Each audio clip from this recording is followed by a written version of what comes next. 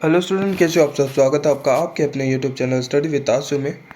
So students, पिछली वाली video में हमने ओरेलिया के बारे में एक्सटर्नल मॉर्फोलॉजी देखा था, क्लासिफिकेशन उसका देखा था और थोड़ा हैबिट एंड हैबिटेट्स के बारे में देखा था। ओके, इस वाली वीडियो में हम बात करने वाले हैं इसके हिस्टोलॉजी के बारे में, हिस्टोलॉजी ऑफ ओरेलिया के बारे में, जिसमें इसकी एपिडर्मिस गैस्ट्रोडर्मिस दो लेयर आ जाएगी, जो कि एक्टोडर्मल और एंडोडर्मल ओरिजिन होती है, और बीच की जो रीजन होता है वो वहाँ पे मेसोग्लिया सेल होती है, वो देख लेंगे। एंड जो निमेटोसिस्ट सेल होती है, दंश कोशिकाएं, उसके जो टाइप्स होते हैं और निमेटोसिस्ट क्या है उसके बारे में थोड़ा डिटेल में हम इसी वाली वीडियो में देख लेंगे। और जो मस्कुलेचर एंड लोकोमोशन वाला पार्ट है वो भी इसी वाली वीडियो में हम देखने वाले हैं। तो स्टार्ट करते हैं हिस्टोलॉजी ऑफ ओरेलिया के बारे में। So the basic histology plan of Aurelia medusa is most or less the same as that of Obelia medusa. Okay, it is diploblastic and derived from the two embryonic layer, ectoderm and endoderm.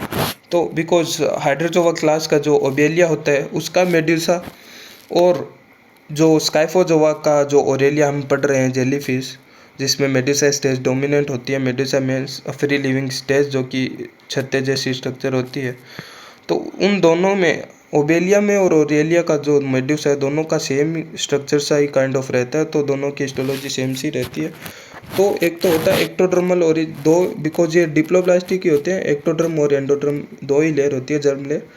सो इसलिए जो जैसे कि ectodermal origin होगी, epidermis, जो कि एक तो upper surface को कवर रखेगी, और उसको नीचे से भी, अगर ओरेलिया को, जेलीफिश को नीचे से देखेंगे, जहाँ पे माउथ हमें दिखता है, ओरल आर्म्स दिखते हैं, तो वो सब भी है वो कवर्ड है, वो एपिडर्मिस इससे ही रहता है। So all the expose part of the umbrella, that is ex umbrellar surface, velarium, tentacles, sub umbrellar surface including subgenital pits, oral arms and manubrium are covered by epidermis. तो ये सारे parts है वो covered रहते हैं epidermis से, और इन सारे पार्ट्स के बारे में हमने पिछली वाली पार्ट फर्स्ट में देखा था।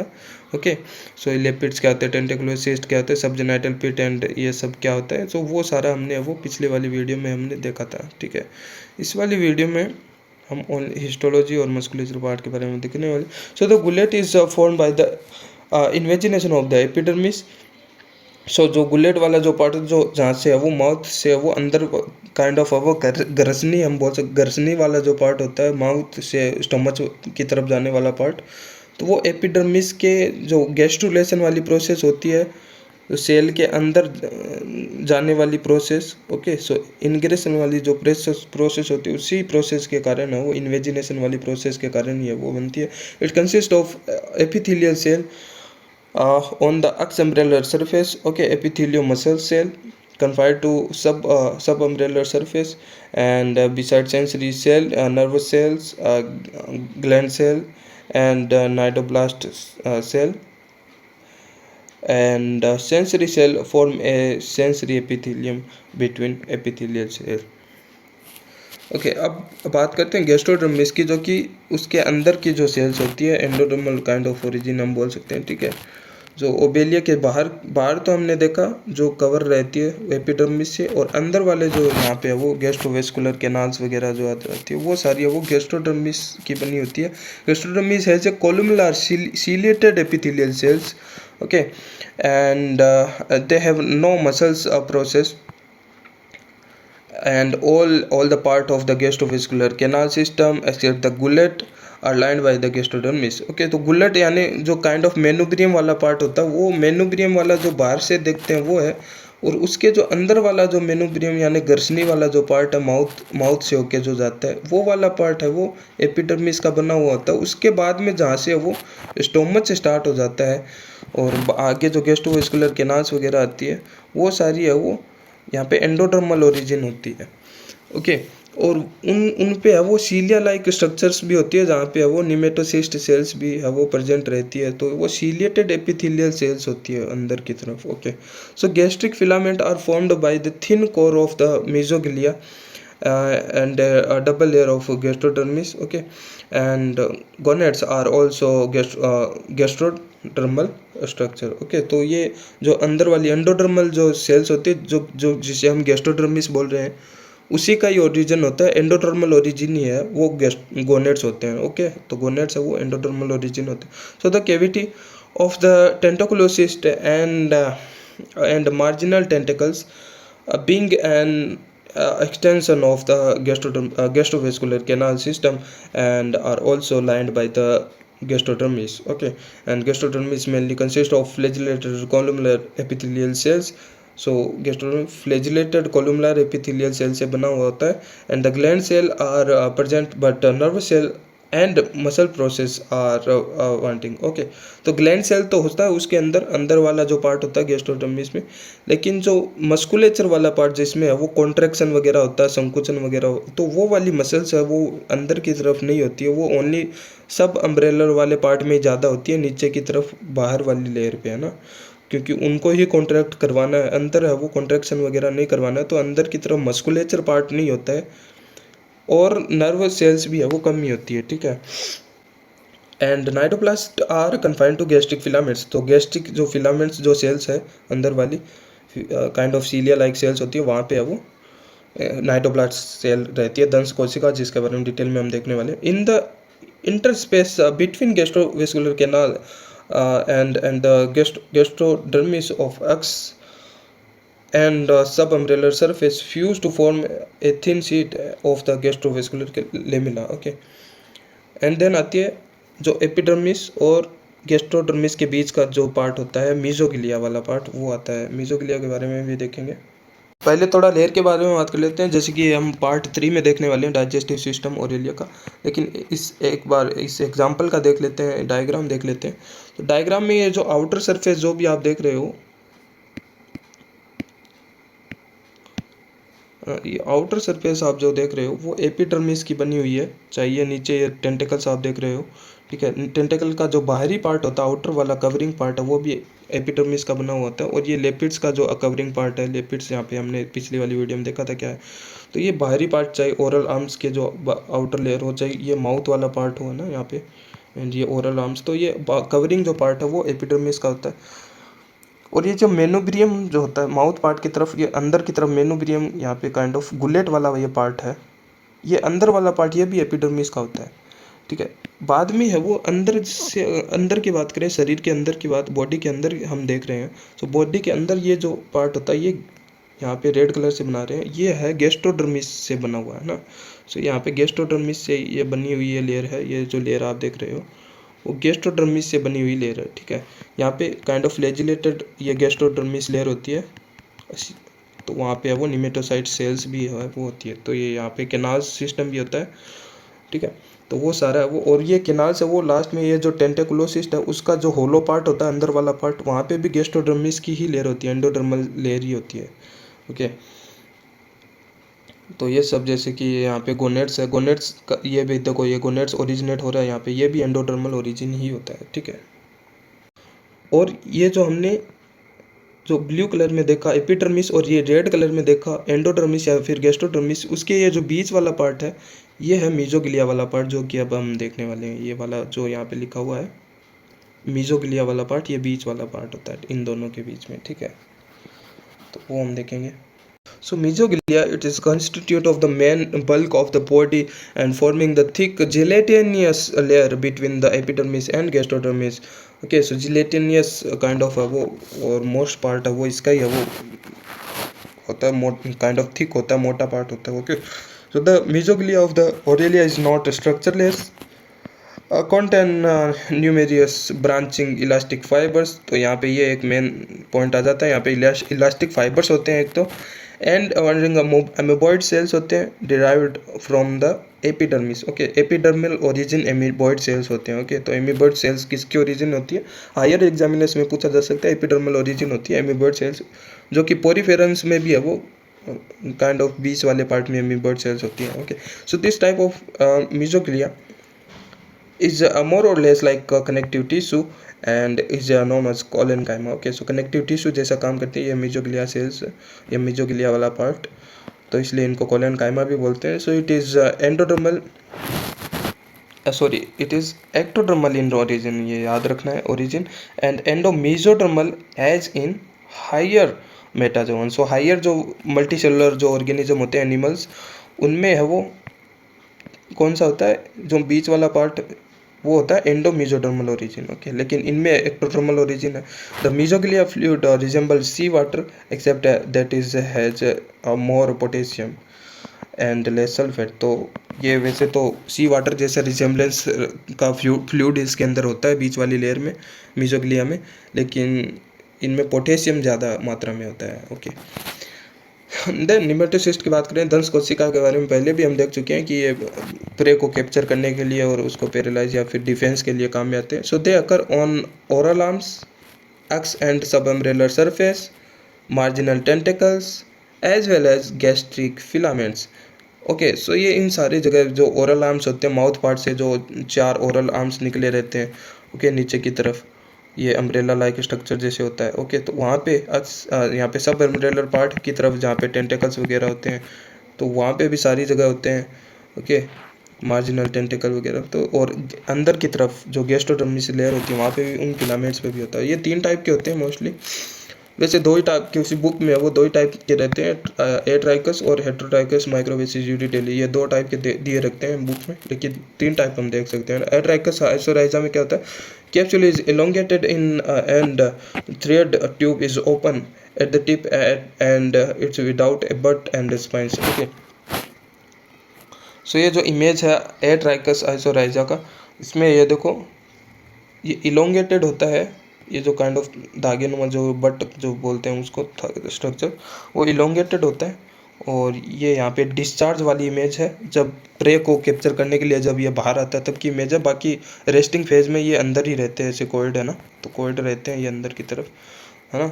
तो इसके अंदर जो ये निमेटोसिस्ट वाली जो काइंड ऑफ निमेटोसिस्ट तो एक होती है, इसके ऊपर जो स्पाइंस होते हैं कांटेनुमा, जो पकड़ने के लिए इजी होते हैं, इजी इसको फंक्शन के लिए इजी करते हैं।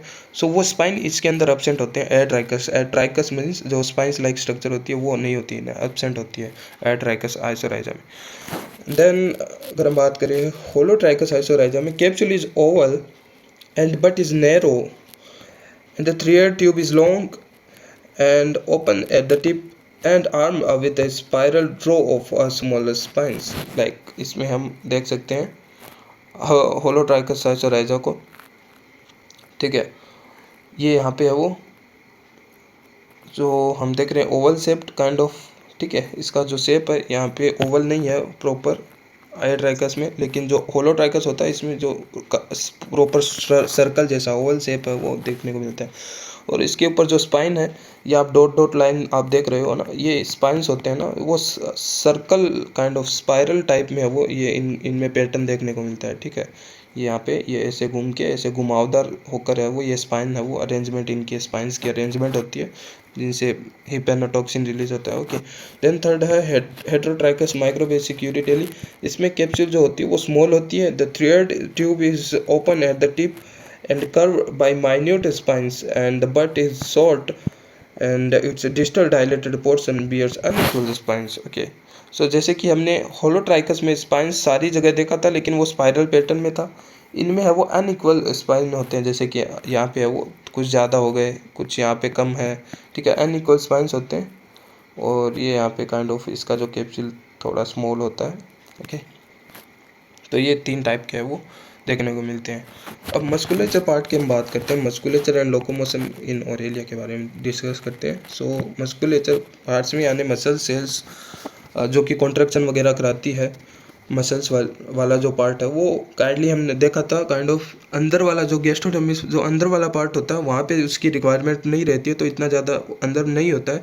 सब अम्ब्रेलर जो नीचे से उसको छत्ते वाली जो स्ट्रक्चर होती है जेलीफिश की, उसको नीचे से अगर हम देखें तो नीचे से हमें क्या क्या दिखता है, ओरल आर्म्स दिखते हैं, मार्जिनल वाला किनारे वाला साइड दिखता है जहाँ पे टेंटिकल्स वगैरह होते हैं, है ना, वो दिखता है, और ओरल आर्म्स दिखते हैं नीचे से, और माउथ दिखता है। तो इस नीचे वाले जो सब अम्ब्रेलर वाले साइड में कुछ ज़्यादा ही ये मस्कुलर पार्ट्स है वो देखने को मिलता है कॉन्ट्रैक्शन वगैरह कराने के लिए। So Aurelia has a well developed musculature mainly confined to the sub umbrellar surface. Okay, सो नीचे वाला जो पार्ट होता है सब अम्ब्रेलर वहाँ पे कुछ ज़्यादा ही होते हैं। तो the muscular is form by muscle process of epithelial muscle cells of the epidermis. So ये एपिडर्मल ओरिजिन होती है muscle cells, epidermal muscle cells, epithelial muscle cell उनको बोल सकते हैं। Okay, so the broad circular and peripheral muscle band are known as coronal muscles extended along the peripheral of the subumbrellar surface. So ऊपर से नीचे से अगर हम देखें तो ये जो पेरिफेरल मार्जिनल वाला साइड होता है, चारों तरफ ये मार्जिनल वाला साइड होता है जहाँ पे टेंटिकल्स होते हैं, वहाँ पे कोरोनल मसल्स है वो देखने को मिलती है। And the conspicuous longitudinal muscles are present in the tentacle, manubrium and oral arms. और यहाँ पे ये जो टेंटिकल्स होते हैं वहाँ पे लॉन्गिट्यूडनल मसल्स होती है, और नीचे ये जो ओरल आर्म्स होता है वहाँ पे भी ये लॉन्गिट्यूडनल मसल्स होती है। और ये जो माउथ जिस पे जुड़ा रहता है, जिस स्टॉल्क लाइक स्ट्रक्चर पे, उसको बोलते हैं हम मेनोब्रियम। सो वहाँ पे भी आई है मेनोब्रियम, ओरल आर्म्स और टेंटिकल्स पे है वो लॉन्गिट्यूडनल मसल सबसे ज़्यादा है वो देखने को मिलती है। और पेरिफेरल पार्ट में रिंग लाइक ये जो स्ट्रक्चर है वहाँ पे है वो कोरोनल मसल्स देखने को मिलती है। And the radial muscles extended from manubrium to coronal muscles along the main radii of the umbrella.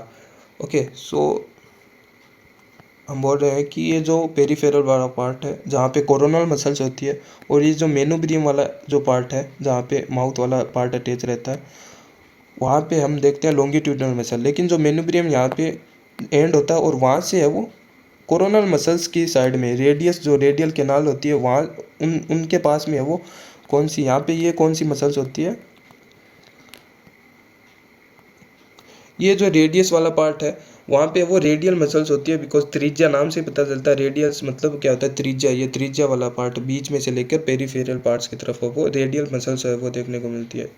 Coronal and longitudinal muscles of tentacles are striated while other are unstriated. Okay, so striated यानी strip like structure, रेखीय पेशी, यहाँ पे हम बोल सकते हैं रेखीय पेशी है। स्टीरिएटेड पेशी जो होती है रेखीय ऐसे kind of spindle shape cells होती है, मसल्स होती है।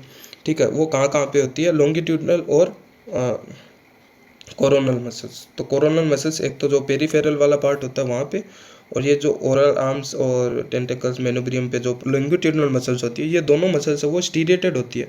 उन दोनों को छोड़कर चाहे वो रेडियस वाली मसल्स हो, वो सारी है वो अनस्टीरिएटेड मसल्स होती है, ये ध्यान में रखना है।